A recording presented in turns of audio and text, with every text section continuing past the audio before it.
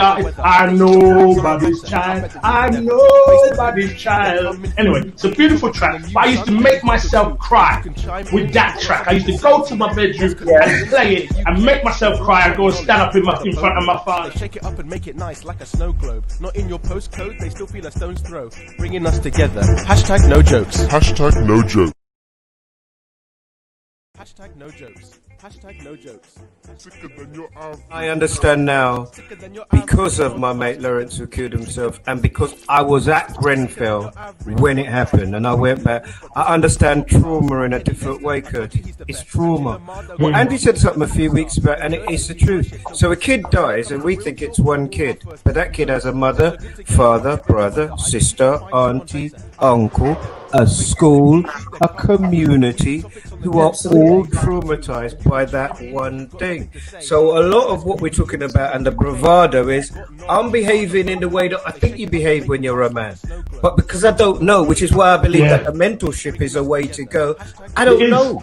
I don't know that men cry. I don't know that men say they're feeling down, so they're going to make a change in order to... I don't know that. I just know men as sleeping with as many women, having gold chains, smoking ganja, and drinking the most expensive alcohol. Curtis, he's worshipped a wordsmith. When it comes to real talk, they're all my first pick, you heard it. They're so good together, whatever the weather. I dare you to find someone better. I bet that you could never. Facebook and YouTube, they're coming through. Weekly topics on the news, Sundays 1 to 2. And you can chime in if you've got something to say. Nobody's perfect. Maybe we should talk about the fact that they took it down in 24 hours.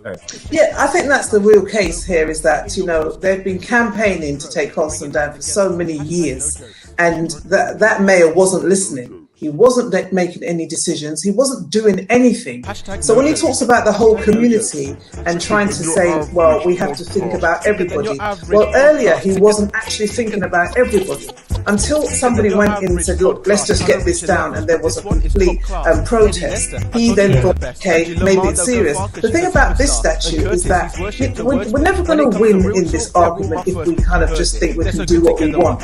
We can't make a statue and say, let's put it up there and think it's going to work. I thought it was a brilliant statue. I thought it was brilliant. Yeah, I think it was very powerful. Everything, and then to see it taken down was kind of. What did you just do, Angie? They shake it up and make it nice like a snow globe. Not in your postcode, they still feel a stone's throw. Bringing us together. Hashtag no jokes. Hashtag no jokes. Hashtag no jokes. Hashtag no jokes. Hashtag no jokes. Sicker than your average podcast. Sicker than your average podcast. Sicker. Or the fact that I've got very young kids. But I can't do the dem and us like you two. I can't do it because I've got a 6-year-old and an 11-year-old. And if anything happens to that 6-year-old, I've got to say to him, you go to a police officer because they will save you. The problem I've got is I now have to say to the 11-year-old, mind them, man. Sundays 1 to 2, and you can chime in if you've got something to say. From the 3 best comedians in the UK, they've all got knowledge by the boatload. They shake it up and make it nice like a snow globe. Not in your postcode, they still feel a stone's throw. Bringing us together. Hashtag no jokes. Hashtag no jokes. Hashtag no jokes. Because we've talked a lot about the problems. Can we talk about some solutions? Can we? What's going on? What's happening? That's a big problem, isn't it? It's a massive problem, massive and terrifying problem. But I'm going to tell you something now. When I was younger, not so long ago, people got stabbed. People got stabbed. Where my children have been, I remember years ago walking down the road going to get a bus, and we're running joke, and then my children stopped laughing, stopped smiling.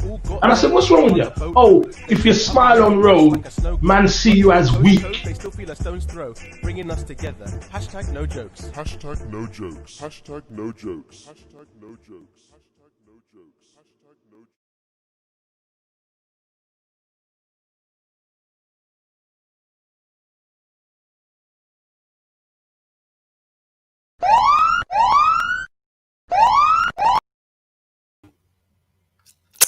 Greetings and welcome. How are you? Hopefully you are well and having a blessed Sunday. My name's Eddie Nestor.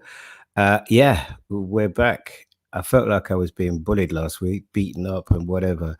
All of that goodwill, good humor, great intention hasn't transpired into a single penny, not a godforsaken cent. But, you know, we'll see. It might be me and Curtis collecting money while we go and clean Robbie's swimming pool or something like that. Anyway, all joke aside, lots of things to discuss this week. I was thinking it was a quiet week. We are here for the next 6 Sundays till the end of August, where Angie thinks she's going to Jamaica, but clearly she's not heard what just happened in Spain. I've had a new T-shirt, which is, what do you think? People in my house keep asking me what it means, which is a huge disappointment to me. But, you know, we're here each and every Sunday from 1 p.m. talking about issues in a way that perhaps we wish we'd always talked about them, against the backdrop of Black Lives Matters and a pandemic. We're going in. So if you think you might have a product to advertise or something, then please don't be shy. Get in touch and let's see how we can work this thing together and keep it going. Let's introduce the Dun Dada of comedy, Curtis Walker. How are you, Curtis? I'm very well, Eddie. How are you? Am I coming through clear? You're coming through clear. You're slightly out of sync, but so, you know, clearly we can see hard times has reached you in Brixton, where you are there, where your mouth and the words are not coming out together. Really? Oh my goodness. So the family was watching Netflix, Eddie. I've gone and told them to turn it off, so I don't know if that has helped. I'd like to know where you're getting your budget for your new T-shirts every week. So you got real trust issues, haven't you? You really think I'm getting any money for this and not giving you? You're joking. I know you know that. Angie's still in church. So excellent. That's probably good. Probably every single week we say what we're going to do is we're going to get together 10 minutes before and we're going to talk about it, camera angles, make sure her wig is on straight, the makeup is done right. And Angie has never been there, not once. Has she, Curtis? Not once, but then she uses church as the reason for her lateness. Even when she was doing church online, she was still late. Yes. How can you be late when it's online? Yeah. When it's online, it's like those people who are late for a Zoom conference or a Teams meeting for work, and all they're seeing is an empty chair. And you wonder, how can you be late and you haven't left your house? What's the issue? Did you get held up at the bathroom? Was there a traffic jam at the kitchen by the kettle? Maybe you had to queue for your cup of tea. I saw somebody put something up this week and I said to the boss, and the boss said, no, you're not going to talk about that because this is about upliftment of people and whatever. So let me ask you, Curtis, if a black person says to you they soon come, how far away are they? I'm not waiting, I tell you that. Soon come means they're late. I'm very time conscious, so who knows? They could be all 3 weeks away. I don't do soon come. Anybody said that to me? You know what annoys me more than when they've arranged the meeting and you're at the meeting, they say, let's meet at 4. And you're at the meeting at 5 to 4. And the person do they say 4 sharp or just all the time? Yeah, Curtis. 4. No, they say, I'll see you. Let's meet at 4. But is it 4 sharp, 4 early, 4 late? No, 4 is 4. Kind of 4 is 4 to me. 4 is 4. And then they text and say, oh, I'm running late. I soon come. I'm gone. I've left it. I'm gone. That's why you don't see me working like I should be. I'm that bad. I am that bad. I'm that guy. Unless we're meeting in a bar or a church. Other than that, I'm gone. Right. The door knock. So somebody's there. Now, I don't know who it is. Is it Angie? Because we need to tell everybody how nice we've been about her. Can't hear. No, leave her on the outside. Don't be putting her in the middle this week. She couldn't be here on time. Hello, Crystal. Leave her in the middle. I can't hear you. Have you got your headphones in? Let's see if you got your headphones in, Angie.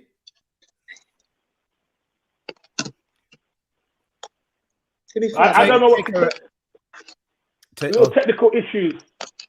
Nah, I think it could be a hard one this week. Huh? Look at her face. It looks like, man. Did you say anything negative? No, I haven't spoken. He's having issues with his Wi-Fi at the moment. he's Twitter taking him off. Listen, so do you know that Wiley thing is really, really interesting to me.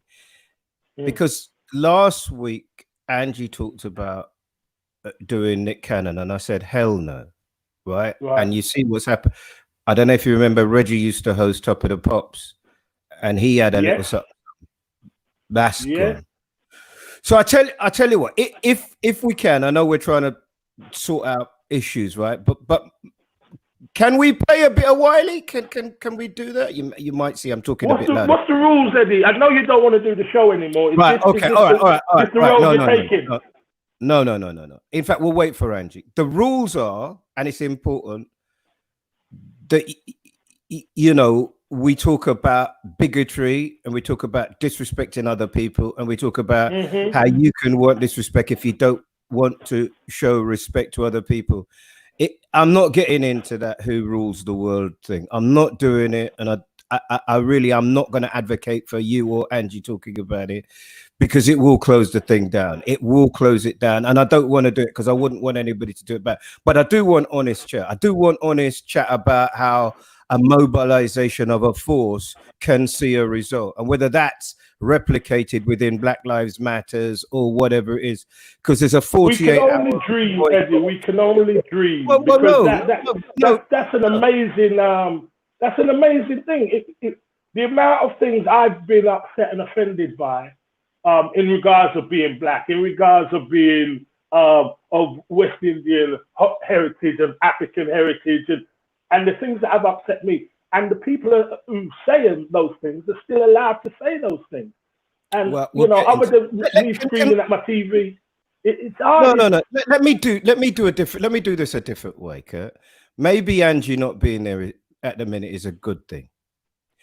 I said to you that we're going to talk about mental health this week, right?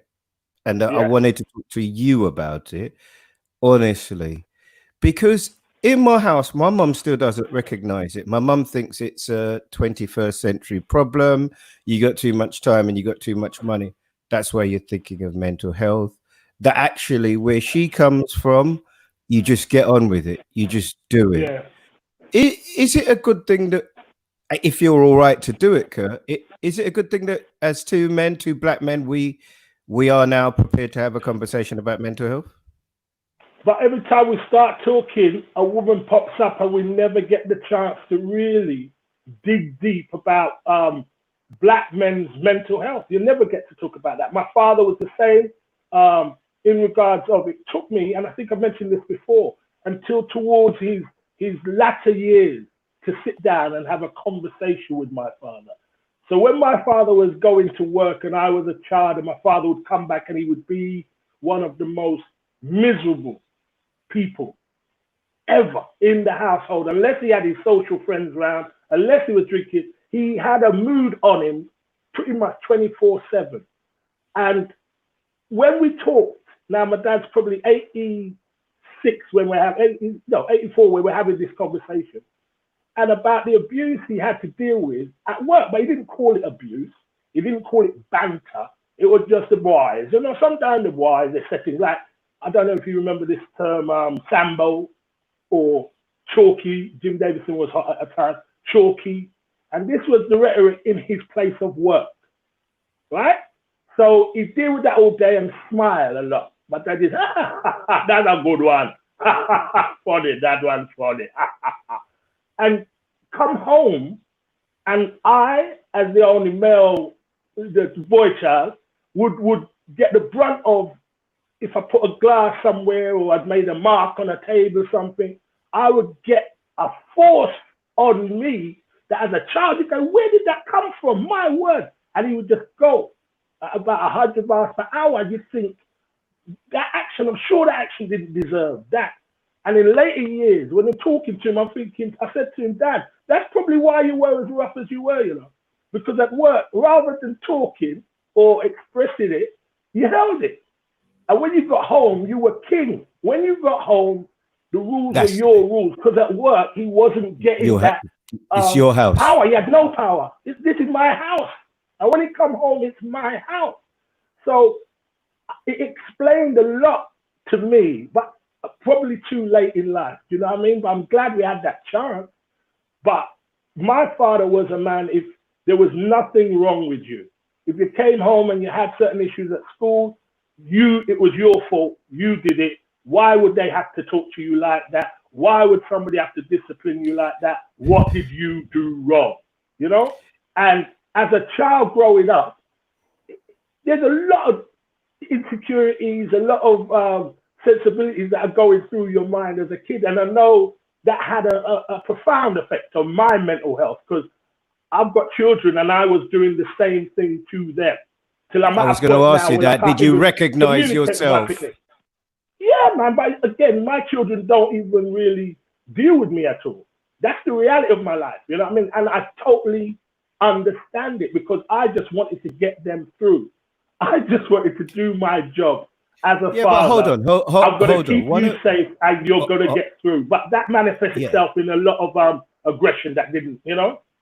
Okay, so one of the things, when I was looking back last week at the clips, one of the things that really stuck out to me, and actually a number of people did talk to me about it, is when you talked about walking down the street with your children and the idea that you got to a point with them where they stopped smiling.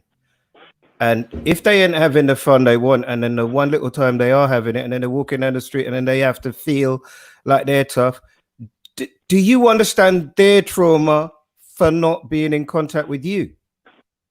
Oh, yeah, I do, totally. But where we are now, the resolution is I reach out every day. Eddie, in regards of, I make that move. You have to, and I keep making that move. Like I said, I was talking to a friend at the weekend. My number's been the same from I've been 17 years old and mobiles were first introduced, or 22. You know what I mean? My number ain't changed, but, you know, I've changed addresses and so on. But the reality is I'm always checking on them, talking to their mother, and that, well, that's another day. Has Angie fallen over? She all right? Okay. But that's another day. So I'll kind of just be there, Eddie. I've said to fathers, because men, we do talk sometimes, and when we talk, and there's a lot of men in the position I'm in, and it's just about staying there, staying available, and staying true to your children. Yeah, but we'll get to that. Yeah, we'll get to that. But we'll maybe come back to that later in the show, because today, I know the thing about mental health is it takes you on lots of different tracks, because you have to find out why you are the way you are, how you're dealing with it, how it affects other people around you, what you want to do. So it will be the undercurrent of the show today. And I know from the messages that I've got from Angie that certainly she has something to add. I don't know what's happening with Angie. We're going to do our best to get Angie Lamar on board, the queen of the podcast, #NoJoke, Angie Lamar. We'll do our best to get Angie back. But because I'm absolutely adamant in that respect to time that we're doing an hour, I've got to try and kick on. So I'm coming, Curtis. But and actually Angie wanted this more than anyone. So there was one person who really put it on the line. It's a guy called David Harewood. I don't know if you know him, and he did a program. Let's take a little look at Psychosis and Me. This is from about a year or so ago. I think it's been nominated now for a BAFTA, where David kind of let himself be really vulnerable. Here's the introduction. So it's World Mental Health Day today. So as someone who's had a breakdown and was sectioned in my 20s, I'm here to tell you that there's no shame in talking about it if you're struggling. I haven't done too bad since. Go easy on yourself today and get some help if you can. 30 years ago, I'd had a period of psychosis and I lost my mind. It's a period that is kind of scary because I don't remember huge chunks. I've always wondered what happened to me. I'm not bouncing off the walls and perfectly stable and married, 2 beautiful kids, very, very happy, successful. But I was sectioned. You know, I was in a mental institution, locked away. I'm wondering what the hell was it all about? Maybe I'll find some answers.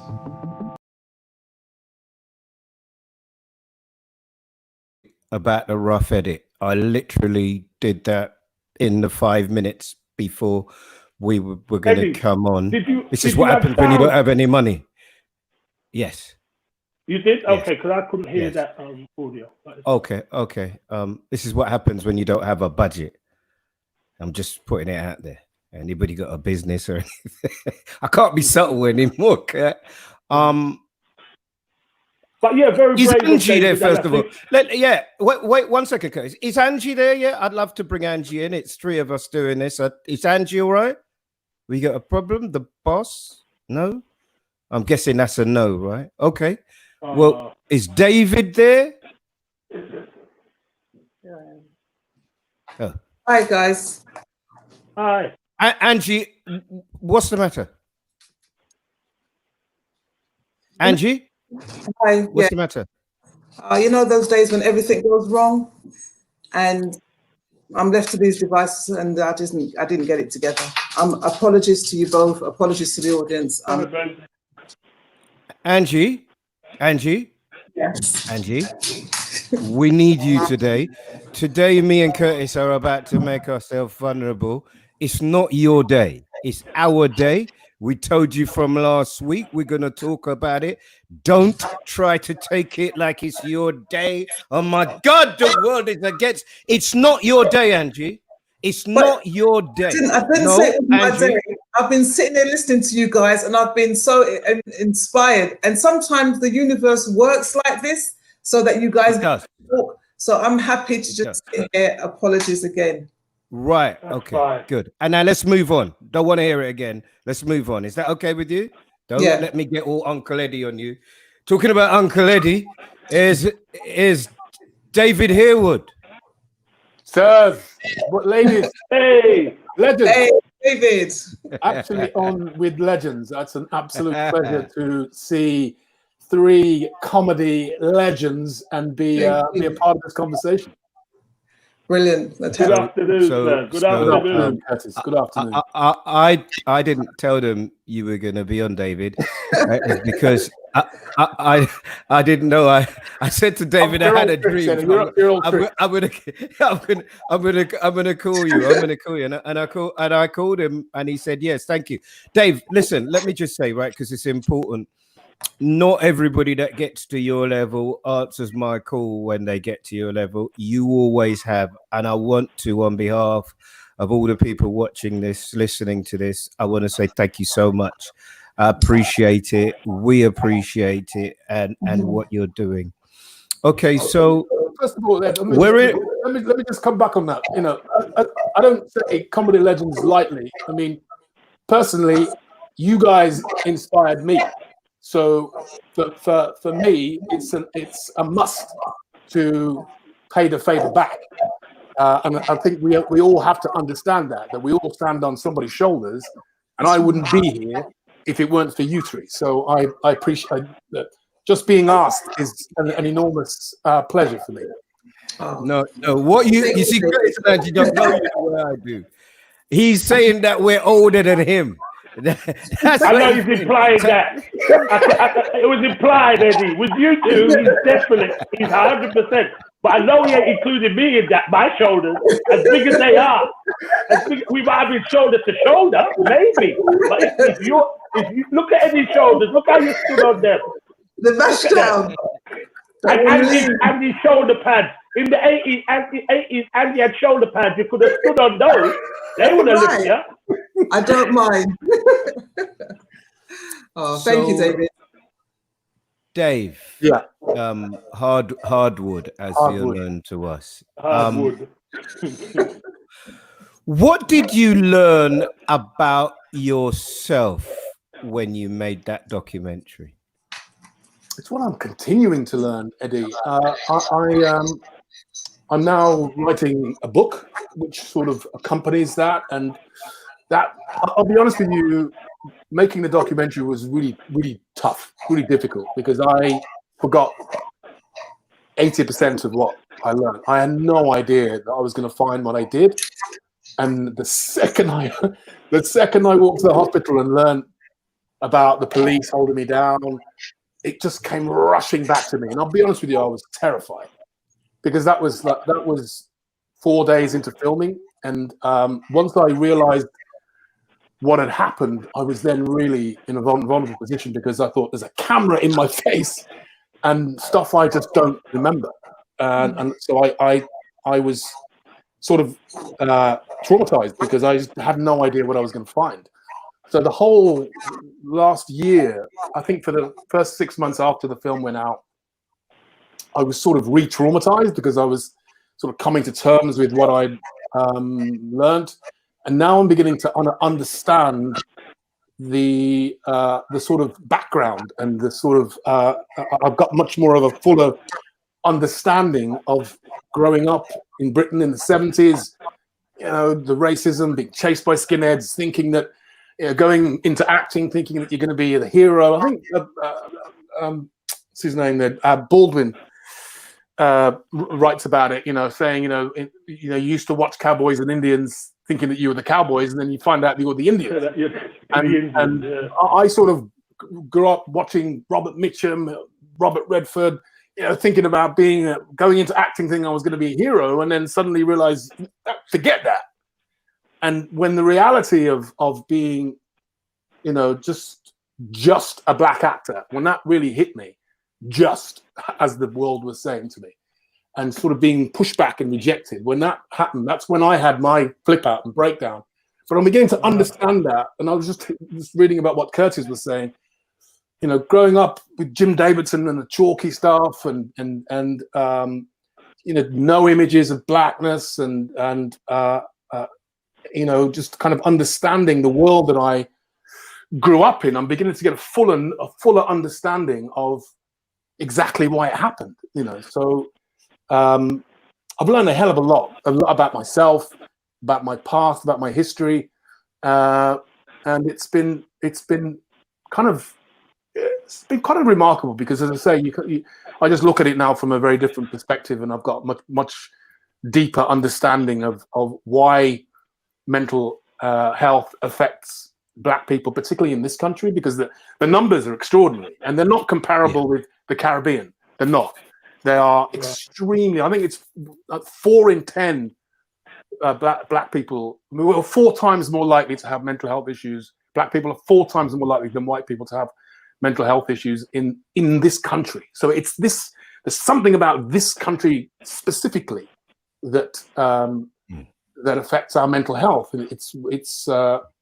I'm learning about it as we speak. Right. Often diagnosed with paranoid schizophrenia with potential for violence, and then given twice the dosage, Dave. Yeah, absolutely.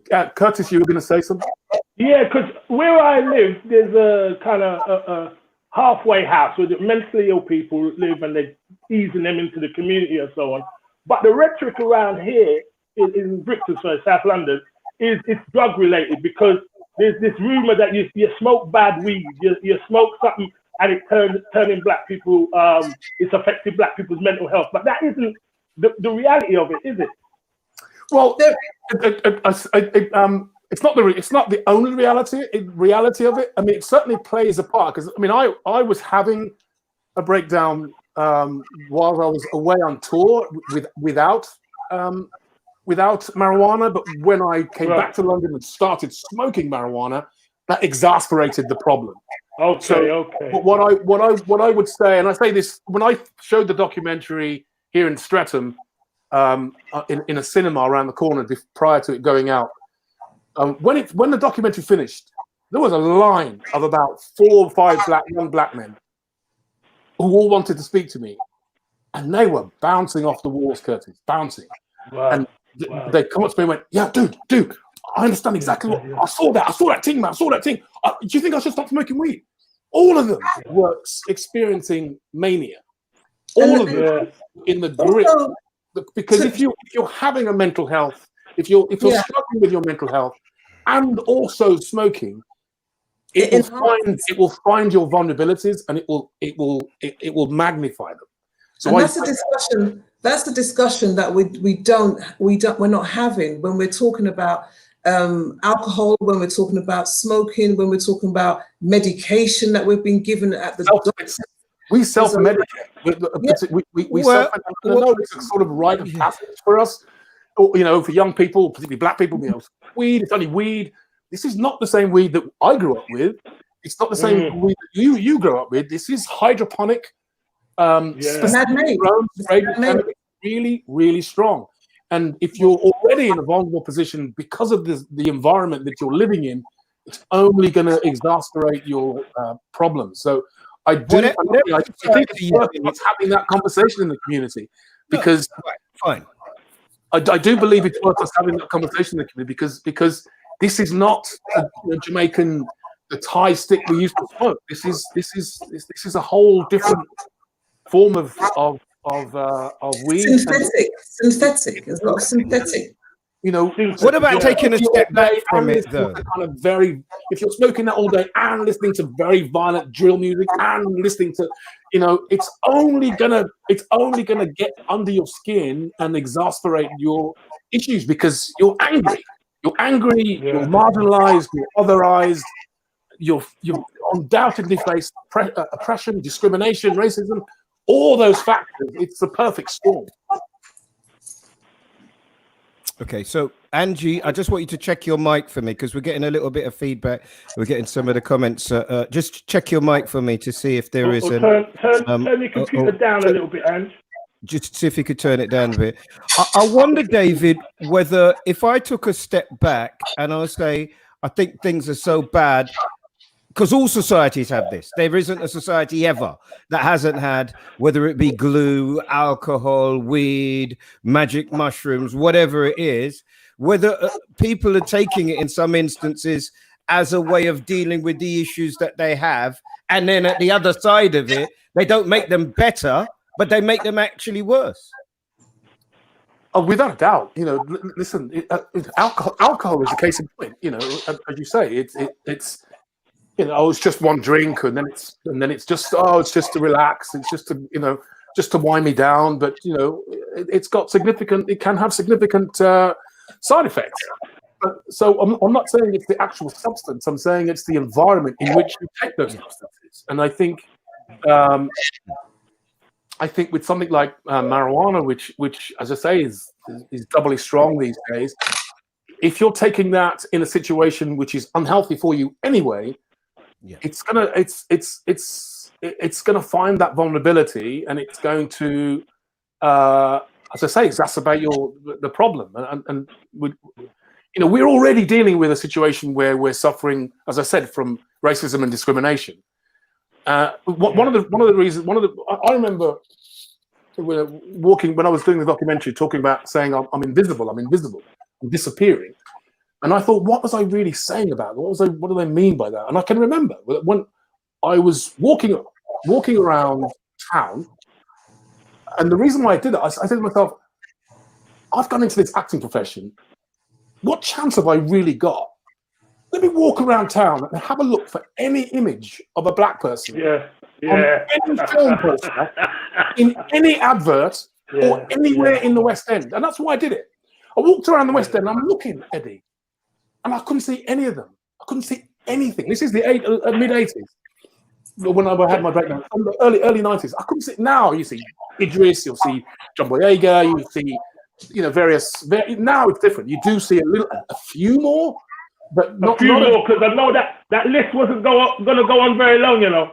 It can't go on anymore. Exactly. I didn't see any, and that was that's why I'm saying I was disappearing. I'm invisible, because it suddenly hit me that what am I doing in this profession? I've got no chance. So the weed was exasperating my sort of psychological fears, and it magnifies them and potentially blows them out of. You lose perspective. Right. So we've done that bit of it, and the reason I want to close that bit of it down is because actually, for the majority of us, it isn't going to end up in being put away. The rest of us, and some of the kids in particular I see, we're struggling day to day. We're dealing with trauma, anxiety, anger issues, why people don't even know why they're angry and they're angry. Yeah. So maybe, Dave, how do you deal with your stuff now? How do you, because we lose people and they don't come back. You have, and every time, one of the reasons when Angie said phone David, I didn't want to do it, is because I'm aware that every time I ask you to talk about this, I'm taking you back to somewhere which isn't somewhere that was a very nice experience for you. And that's why it's important for me to say thank you. How do you manage your mental health now, David? Well, again, the reason why I always say yes with you, Eddie, because I know you, I trust you, and all three of you. You know, once as soon as you throw that list of names out, I'm there. You know, because I trust. Whereas if it was the BBC, I'd say no, because it might be somebody just come up there and just start going. So tell me what it was like when you went crazy. You know, it's just they have no emotional. They have no emotional sort of. They're not invested in my kind of. In my health, they almost, it's almost what I say. I describe it as trauma porn. That's what they want. They sort of want me to come here and start breaking down. Absolutely. And Angie mentioned that last week. Absolutely, yes. So with you guys, I understand that I know it's coming from the right place, and really, you know, I've stopped looking at Twitter. I can't look at it. It's too much for me. Some days I'll look at it as just check the news, and then I'll run and look at it again because it's become an outrage echo chamber, and it's the stuff that it makes you get vexed, it makes you get angry, it makes you get depressed, it's no longer pictures of cats and people doing football tricks and fun. It's deeply political, and that's does my mic work, Eddie? Can I just say? Yes, go. Yeah, David, I just want to say, thank you as well, because it is important that you know that we are watching your journey and that we are invested in your journey, and we're invested in your career, we're invested in so much, and we are so excited by your success. And from us here, I know that's the truth, that we feel like you represent, you're part of the community. And what is great about you, David, is that you're always available.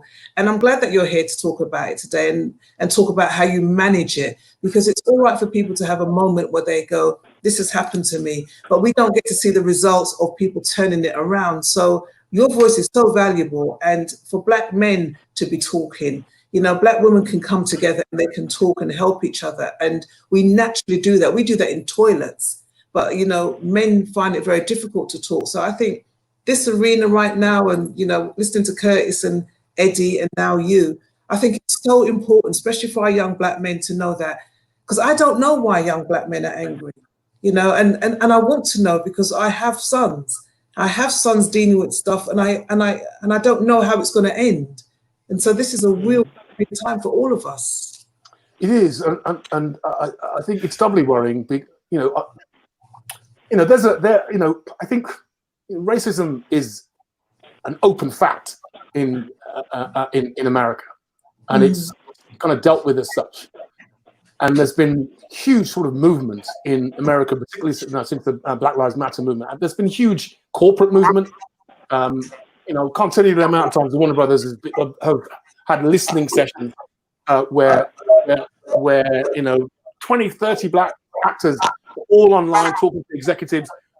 It's been quite extraordinary because they get it, and I think going forward, particularly this season of the show that I'm doing, things are changing because they're hearing what people are saying. When you get 20 people, when executives hear 20 Black people in all different parts of America, even internationally, saying that there's an issue in hair and makeup, they suddenly go, oh, this isn't an isolated incident.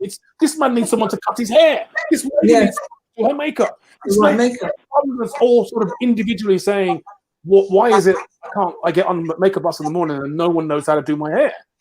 It's a simple issue, but when you see it all together, and then you see absolutely all of the heads of departments are white, all of them, and the minute you say that, you become trouble. Individually, so now they've all gone, oh, hang on a minute, we have to make this a policy so that when there's a Black actor on, we just have to change shit. We can't have hold on, Dave, because you, Lenny, Idris, Marianne, John Baptiste, I mean, I could name enough of you. You've gone over there, right? To be the star that you are, you've gone over there. So you can't come here and tell me, Curtis and Angie, about problems you got over there. How do you think we feel about what's going on over here? Exactly. That's what I'm coming to, Eddie. That's what I'm coming to. So I come back here, and it's like the conversation hasn't moved a jot. That's right. It's not moved. And what's been extraordinary for me is just the level of pushback that we've all received, and it's made me. As I say, in America, you've got the NAACP, and you've got legislative power, you've got financial power, you've got political power, and we have struggled over the years within a British system to kind of get that power, and without it, it's been difficult for us to really genuinely move the needle.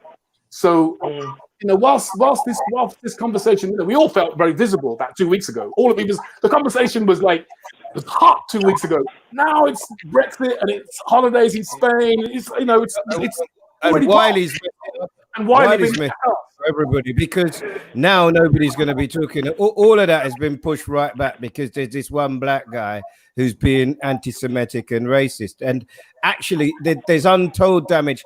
I just wonder though, David, just stay with. I know I only asked for 10 minutes and it's 40 minutes, but just watch this clip. Here's, and please forgive me for the language. Here's a little clip of Wiley. Listen, get that anti-Semitic bullshit out of here. You lot are full of shit, and take Drake with you. When I read some of the tweets and when I watched it, and literally it is all over Twitter today. It is just, there's going to be a shutdown for 48 hours. David, let me ask you, because you've probably seen it more than the rest of us. Did you think that Wiley was having a moment? Because I just wondered if there's somebody to put their arm around him. He didn't look well to me. I mean, I know he's picked fights with everybody, right? And that's kind of how he stays relevant. But there was something wrong here, wasn't there? I think so. I mean, I don't know. I don't know. But again, you've got to look at how you look at Kanye the week before. Same thing. Yeah. I think people get into a place. Well, wait. If you're going to answer it, then let's do it properly. Can we play a clip of Kanye, please? Saved my life. There would have been no Kanye West because my dad was too busy.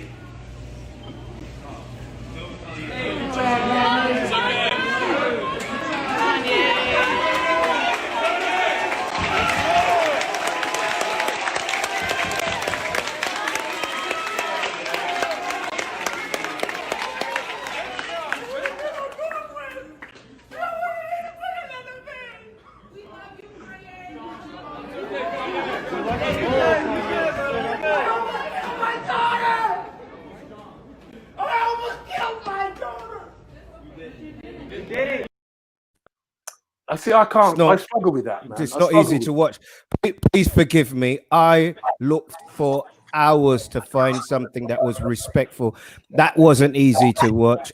I didn't find it easy to watch. But it's weird because me and Curtis said, should we do mental health? And Angie's always like, yeah, you lot need to. And certainly the boss here thinks we need to. And then you see people melting down in front of that. I don't know, you guys. I talked to you. I think what do you think?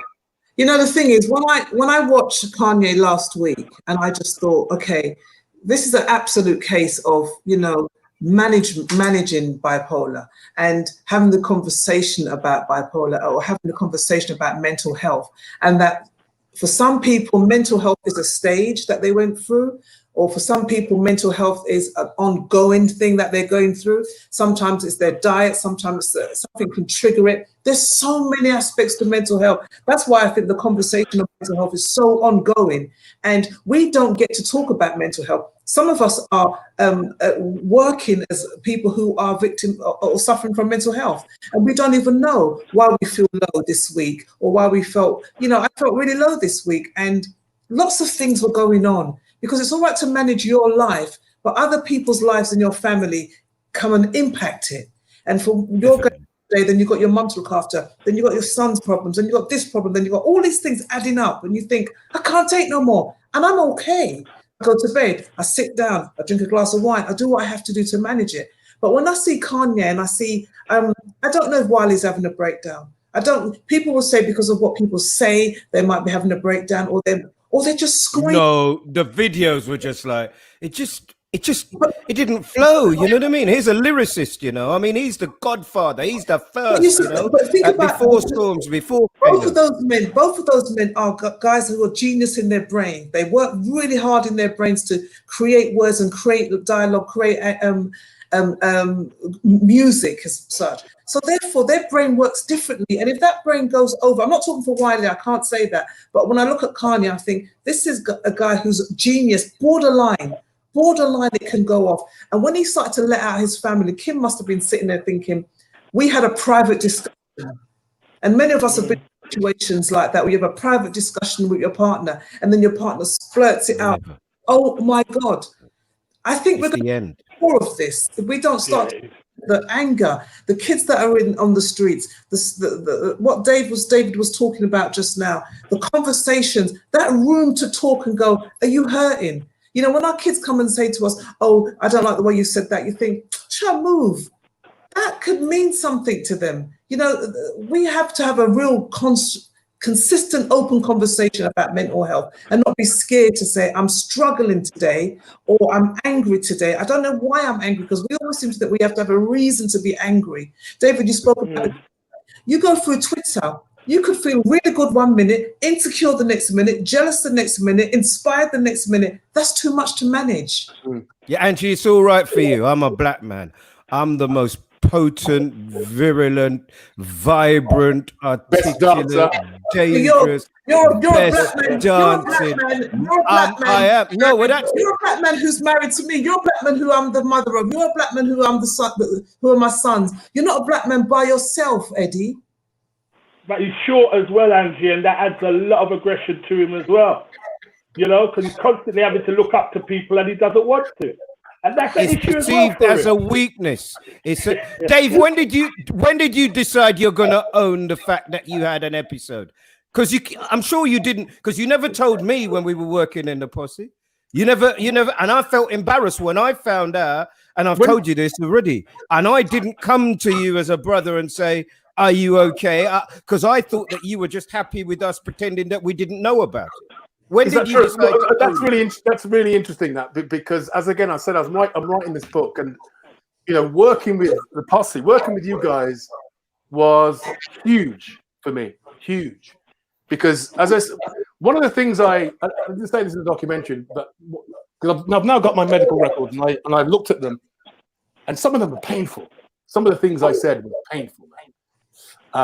So I understand that whole Kanye letting it all out. But one of the things I'm surprised with how much of the stuff I was saying was about race, identity, and belonging, because I was a bit confused. And I'll be, it's you know, not easy to talk about this, but you know, I think, you know, because I'd spent such a long time, I think again I decided to be an actor very, very, very, very quickly. Suddenly I'm at the National Youth Theatre, suddenly I'm at RADA, doing Shakespeare, and I loved it. And it was the first time I'd ever taken education seriously. So suddenly I'm doing Pinter and Chekhov and loving this sort of liberal, white sort of world. And then came out, boom! Everyone thinks that you're black. And it sort of just, I hadn't dealt with the politicization of my skin. I hadn't dealt with it. I hadn't understood what it meant, and it really undermined. You know, when reviewers were nasty to me with a racist tint, it really hurt. And then when I got a fair amount of stick from the black community because I spoke well, and that really hurt. So I just didn't know who or what I was, you know. And so that's when the breakdown happened. So for me, Eddie, to stand on stage with you and Gary and Eddie and all of the posse in front of a black audience and get applause and laughter meant the world to me, Eddie. And it was the rebuilding of my black identity. I haven't told you this, but that's exactly what it was. You guys gave me the confidence to be a black man. And I was learning from every single one of you. And I was watching, I thought, I don't have to be this type black man or this type. There was Sylvester, who was a little bit it's like, you know, there was Michael who was more kind of cerebral. There was Gary who was all over the place. There was Robbie, and there was a whole spectrum of black men. And I thought, I can be myself, and it really gave me the confidence. That gave me so much confidence, and it allowed me to stand, as I say, to stand on that stage and get laughter and applause. It meant the world to me. So it was. I'm glad you didn't. Maybe you all didn't. I'm understanding now that many of you didn't. You know, for me, it's kind of. I got choked up a bit there, but I didn't know that you all knew. You know, I didn't know that you. I mean, now I know. People must have been going, "Oh, yeah, the breakdown." But then I was just trying to get my shit together, man. I was just trying to rebuild who I was, and it was massive for me to work in the posse. Massive. Listen, in the posse, you just had to be able to hold your own. You got respect on that stage if you could do what you had to do. And David, you did what you had to do then, and you've done what you have to do today.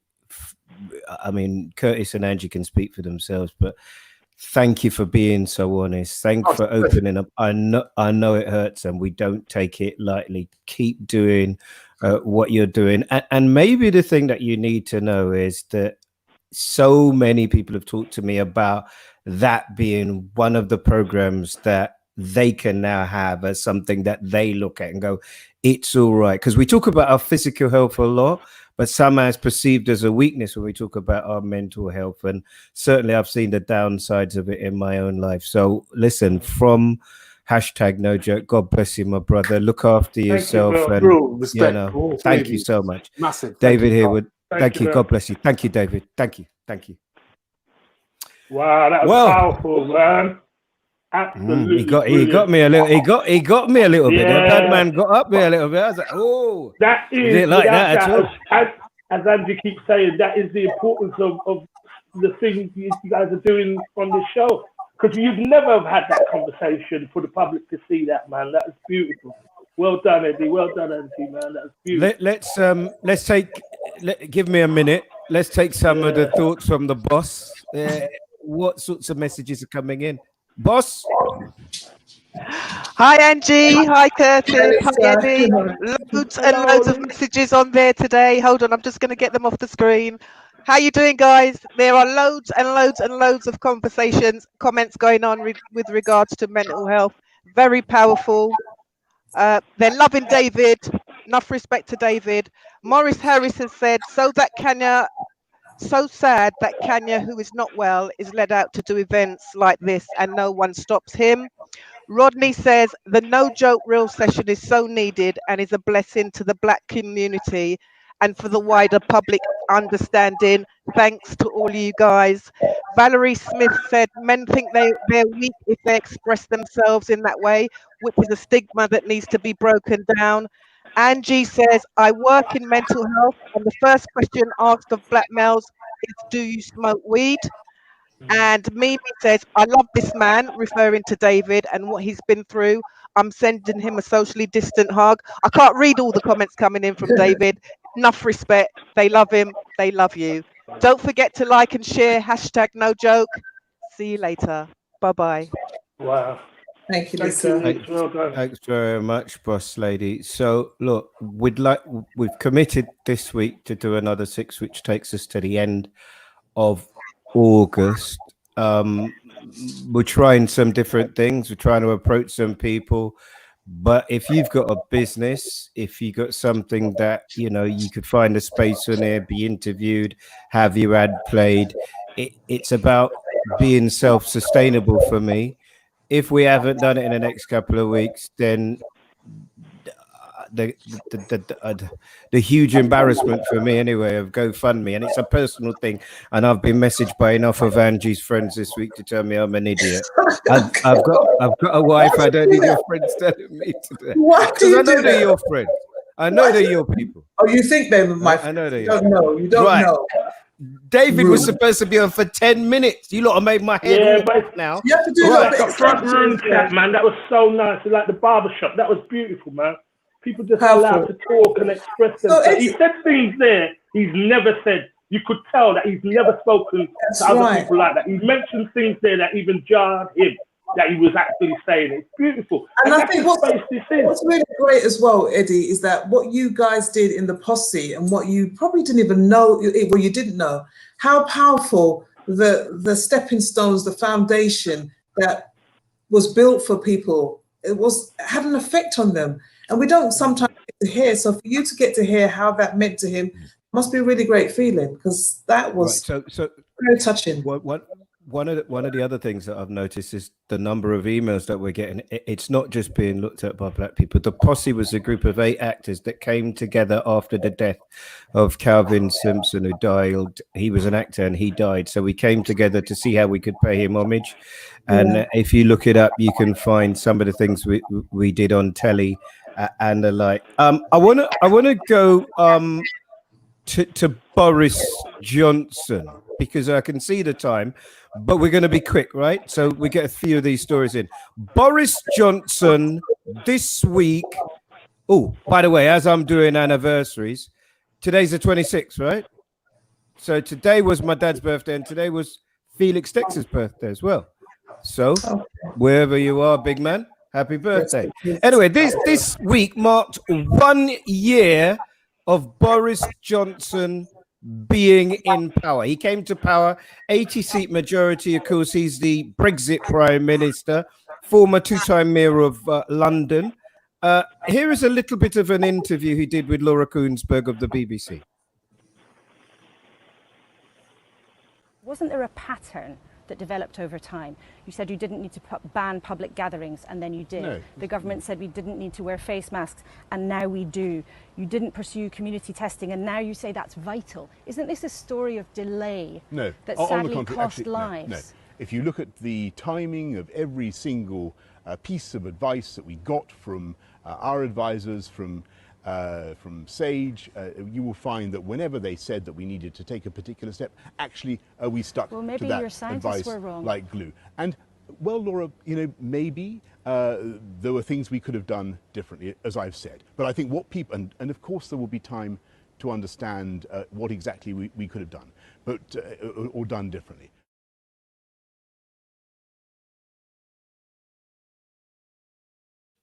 So you get in the sense there that the ground is being prepared for SAGE and the scientific advisors to take responsibility. With Spain now having to lock down again and being taken off the safe list, Curtis, what is your assessment of Boris Johnson and his first year? I think what happens, and it happens a lot with politicians, and Trump suffers the same thing, the card they won the election on, which was Brexit, immigration, is not what you need to run a country. When you're a one-trick pony, that's his gamble. That's all he's got. Even at Prime Minister's question time, that's what he led with when he thought he was going to be attacked on the way he's handled the pandemic. Because he's handled it badly. When they say, and all of the rhetoric was, we're listening to the scientists, and then ignoring the scientists. How is that listening? Let's be honest, and I understand the economics of it. I understand that we need to get England moving again, but I'm one of those people who believe the human condition is more important than, obviously doing this show highlights that, is more important than the economic value of it. I think human people, we should be more important. And as much as we're rushing out to go places and do things, and things are opening up, bars and pubs opening up, you cannot drink and social distance. It is just impossible to do that. So you could open up anything you want to open up. If it is that environment, there's no social distance going on. Spain opened up. I found a friend, Beverly Randall, who lives in Barcelona, and their experience is that when the borders opened up, the British arrived being British. Oggy, oggy, oggy, having it, oi, oi, oi. And you can't do that. You do have to have the respect for the virus that exists. And Boris hasn't understood that. His own Dominic Cummings has embarrassed him, embarrassed all of us because of that arrogance that goes throughout certain people of the echelons of our society. They have an arrogance. I'm better than you. I'll do what I want to do, and that's the way I'm going to live my life. And it has harmed Boris's first year. It's harmed it. You know, just some honesty. I made a mistake. That's what I want from my politicians. I just want them to be honest. But it looks like we can't get to that point in this society. I mean, the same for you, Angie, bearing in mind that with the pandemic, there are a whole host of countries run by women that seem to have done amazingly well. We talked about that, didn't we? Have you got your face mask? Are you ready to wear it in the shop? Are you confident there won't be a second wave? Well, first of all, you know, women running the countries, who are running those countries, just go to show that they care about people more importantly than the men that seem to be running the country. When I look at Trump and I look at Boris is poor leadership at best. From Brexit, you know, and the country got behind it because they want their Brexit and they got the prime minister they wanted. But he was always showing signs of incompetence. He was always showing signs to be a liar. He was always showing signs. The signs were always there. And then after this, we got straight into a pandemic. And now we really get to see what you're made of. Now we get true leadership. I was in Jamaica when the pandemic started, in other parts of the world. And I kept sitting back thinking, what's England doing? I'm not a prime minister, but I kind of felt, shouldn't we be shutting down? This was from end of January, February. I didn't see nothing go into place. Then watching people die after he projected 40,000 people were going to die, thinking that was an okay number. I realized that this guy hasn't got a clue. And then when he got the virus and he came out of it, well, he came out of it strong. Like everybody. Did he get it though?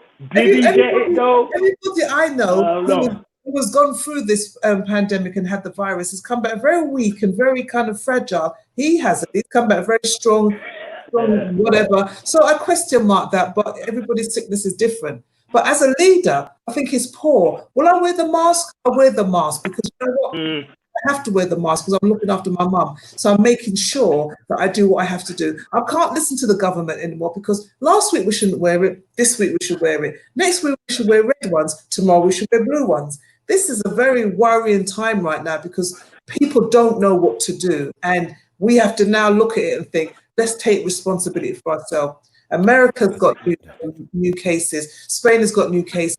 It's coming back.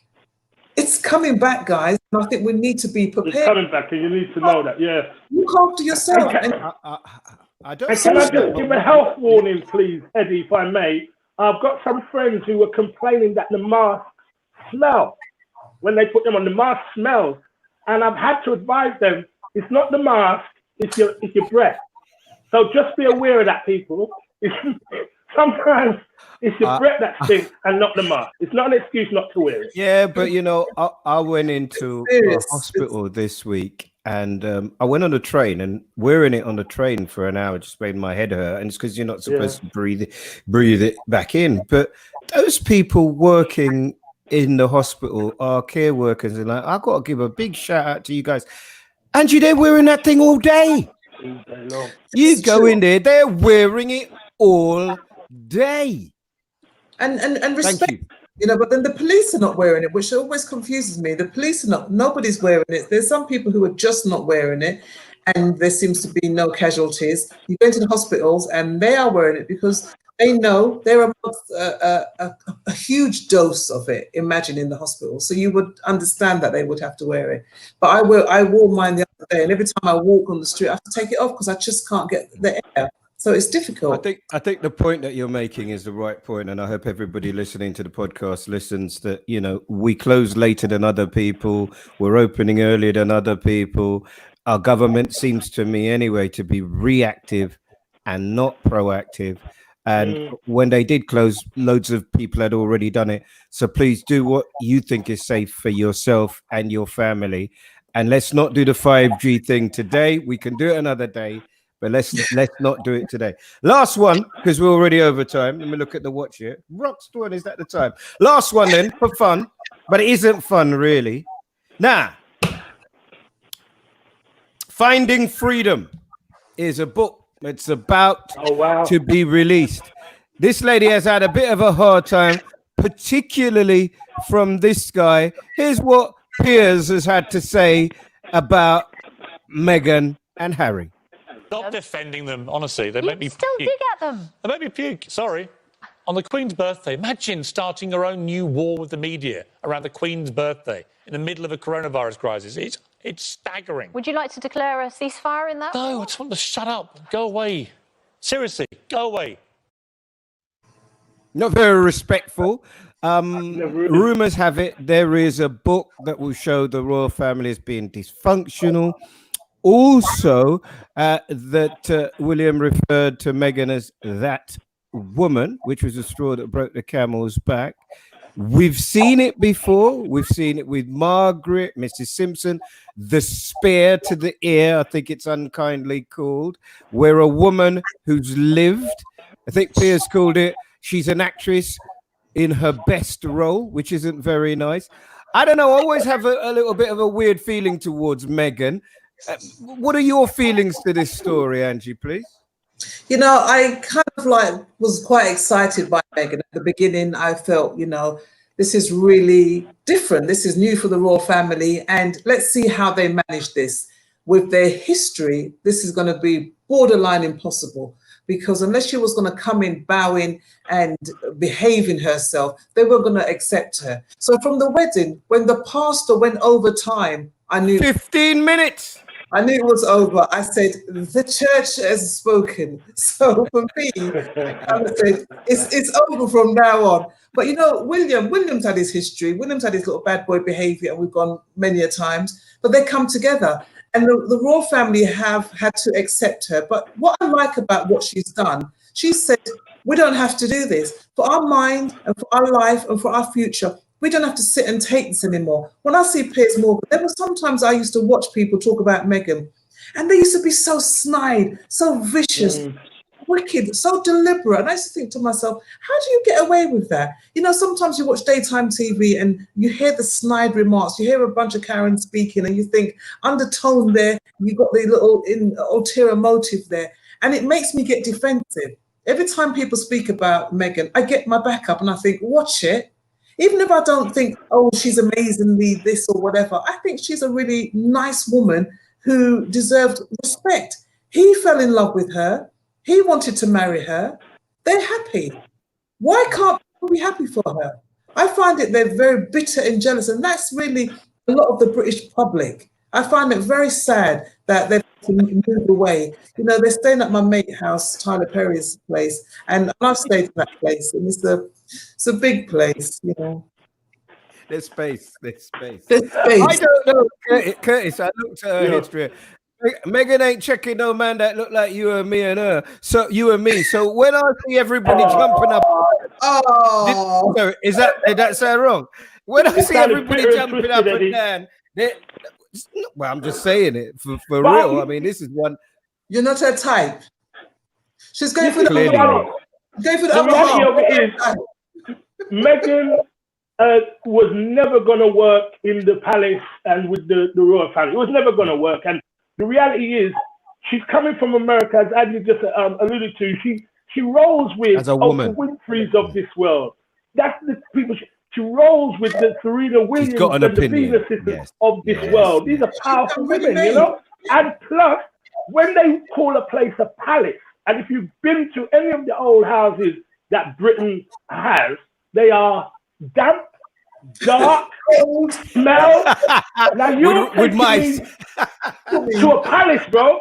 And I've been to Oprah's yard. This ain't no palace. She was packing her bags from she felt that first breeze blow past her in this luxurious palace. She's like, no, hell no, this ain't gonna work. And get out of here. And what she's had to deal with is that uppity, they've called it an uppity, because the palace is a place where even down to the servants think they're better than Meghan. That's the reality of what she has to deal with every day. Even down to the servants. Is it? They're better than Meghan. Yeah, I don't know. I think it's... Can you imagine Meghan getting them at 2 o'clock to make her a cup of tea or a cup of coffee? I don't know. I think it's easy to characterize things as race. If I go in a Tupper hotel or a Tupper No, Eddie, I didn't characterize with my it as race. Let me correct you. I didn't characterize it as race.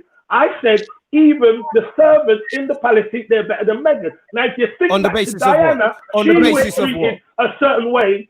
She was, because of class in this country. She's American for one. Whatever if you want to say, of course there's race in there, but even Diana was treated a certain way because she came from what they deem as race. not worthy. No. Diana, hold on. Diana came from proper stock. Catherine is upper middle class. So if that's going to be your accusation, it doesn't wash. It doesn't wash. Diana had to be a virgin. Diana had to be just there. The way that she had to be. Charles had to be a virgin. Charles didn't love her, and that was it. And they all knew that. So really, this woman was in but people forget that in the beginning she was treated a certain way. They were treated a certain way to come into the royal family. She had her boys. She had her boys. That the heirs were there, and after she was surplus requirement, she had to go. Simple. And they were jealous of the fact that she could draw press, and people loved Lady Di, and that was it. So, for me, does this story have that story you're telling me about that fairy tale princess, the people's princess, didn't have a happy ending. It ended in a tunnel in Paris. You reckon? Will have a happy ending if she doesn't come back here and people stop flying drones over her house. And people stop writing books about them. But you know, what is happy is they're happy. And I think they found they're happy. They got out of that institution of the royal family. They got out of it. Well, if you let them get out of it. That's his grandmother you're talking about. I think it's this interesting thing, and you saw it with Edward and Mrs. Simpson, where people who have had lives interesting, a divorced American come in because they don't understand that, you know, unless William is with Catherine, she has to bow to Anne. There's all sorts of little weird things. You know, very rarely do you hear her speak when she's with her husband. He talks and she just stands there and looks pretty and keeps on losing weight. So I think we're in for a moment. That's why she's there, Eddie. Don't be fooled, you know. She has been very quiet since Meghan has disappeared because Meghan was interested, intelligent, articulate, and had things to say. And then Kate isn't that person. She's perfect for the royal family because she'll stand still and do as she's told. Perfect. That's the wife they want. That's the queen they want. Yeah? Let's be honest. She's perfect for that. But as soon as when Meghan was there, Meghan was going here and doing this, suddenly Kate was wheeled out. You go and touch some children. No, you go and hug some children. Sorry. Meghan has got something to do, you know, and I think that what Harry has done is been inspired by her, and they want to go and live their life and do things. They don't want to sit still and behave. And I think that's really commendable of them to step out and go. Catherine, William, they are. Yeah, but we don't have to. We don't have to say anything bad about them. My worry is that the one of them has been taken away from everything he's grown up to know, everything he's grown up to be, and it's not Meghan, and that his whole infrastructure has been taken away. And you know, the minute they have an argument, you know the kind of things that might come up. So I wish them the best as a young couple with their child. I do honestly wish them the best. I did miss this bit of arguing though. I'm glad we got a little bit in at the end. Otherwise, David brought too much civility to it. And on that, just quickly on that, Harry is going back to the mental health thing.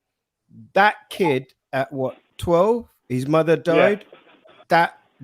And he was expected to stand up, be stoic, stiff upper lip and all of that. And he's talked about his mental health challenges as well. So that's gone full circle. Listen, I hope Eddie, that was all prior to Meghan. So she could be his salvation, although you're saying she's tearing him away from what he knows. What he knew wasn't helping him very much. That's right, yeah. Maybe she's his salvation. Maybe she came there to save him. Like Lee says, come in your life and save you.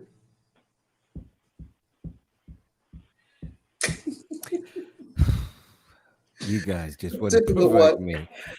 Listen, what we need people to tell us what they'd like us to talk about next week, because the whole point of doing it live is that it's interactive. Sorry, we didn't. Can we quickly get the boss on just before the end, just to give us the roundup messages? I'm really sorry about the way it's gone today. It's David Harewood's fault. Some of your messages, please. Lots of people were happy to talk about the mental health, and they love it. It's a compensation that means something to them. I think they want it to come back. Something we can do. Pierre Henry says Meghan better watch her back. The establishment will come after her. Stella says we don't need a book to tell us the royal family is dysfunctional. Angela says nobody has said anything about boosting your immune system. That's in regards to your earlier conversation. And Jenny D says they say all lives matter, but clearly no lives matter when it comes to the economy, talking about the way Boris Johnson has dealt with the virus. Have a lovely weekend, everybody. Don't forget to hashtag no joke, like and share. Enjoy the rest of the day. Bye-bye. Thanks, Lisa. Bye. Bye, Lisa. Yeah, Bye-bye. I mean, maybe we could do that next week, actually, because coping with it is a big part of it, whether it be food, exercise, the immune system. Did you like my T-shirt? Oh, nice. Oh, she's good. I just said that. Angie, sorry about that. Sorry. I thought I'd have it like this. Do you think I could wear it to the BBC? Do you think it's too much? Is it time? Too much, bro. It's too much. Don't do it. Don't do it. Hold on. Curtis says it's too much. Angie, what say you? Wear it. No, don't set me up, Ange. You tell me you love me and now you're going to set me up. Listen, you need to tell people that we're not doing that anymore. You have to say it. And if you don't feel comfortable, then... Right, but is it going to lose me? It might have me up as a hero. Fine. But is it going to lose me my job? No. If you feel like you might lose your job, don't wear it and be comfortable. Wear it, Eddie, but put on a really big coat in the middle of the summer. Don't come back and blame us, okay? And you know, earlier on, David was talking about invisible. Right? He said he felt invisible. I just want to say, this is just a coincidence. Check out my painting. Can you see it? That's the name of that painting. Okay. I think that is so spooky. That's the name of that painting, Invisible. We're just amazed that you've got a painting. Oh, that's a beautiful, beautiful artist, man. That's a lovely picture. Well done, Kurt. I'm proud of you, the way you've developed. Lockdown has been good to me. I've learned different skills. Did you paint that? You didn't paint that. Make money. Okay. No, he didn't. Don't go there. Listen, Kurt, work out what we're going to talk about next week. What people tell you, I know they come to you, they send things to you. Then, you know, it's important because it's a live show that we take what people say. Thank you, Curtis. God bless you. Have a fantastic week. Angela Moore, you see, I told you after 5 minutes it was gone. You said, please get David. I saw you brush your hair as he came on. Thank you, Angie. God bless you. And I hope your week gets better. Yeah? Thank you. Bye-bye. Bye-bye. So there you are, another episode of No Joke. It's gone over time. I'm not happy. Next week will be exactly an hour, no matter what. Thanks, Julie. Thanks to you, because I know you work in the industry and I've been reading your messages, and thank you very much. Solutions, things that people can do, ways that people can manage mental health. We certainly will give that some time next week. As I say, have you got a shop? Have you got a business? Have you got money? We're looking at building it, developing it, more clips, better clips, different things, running costs. We're open to that. info@eddienestor.com. We'll be back here 1 p.m. next week. After me now, you've got Mastermind, who's playing fantastic music. And I'll be here from 7 to 9 with Fun Day Sunday, and it's all British artists. It's a nightmare, but I think we're there. Sunday, me and a drink, chill out, 7 till 9. God bless you. Thank you to the boss. Thank you to you for watching. Have a brilliant, brilliant day.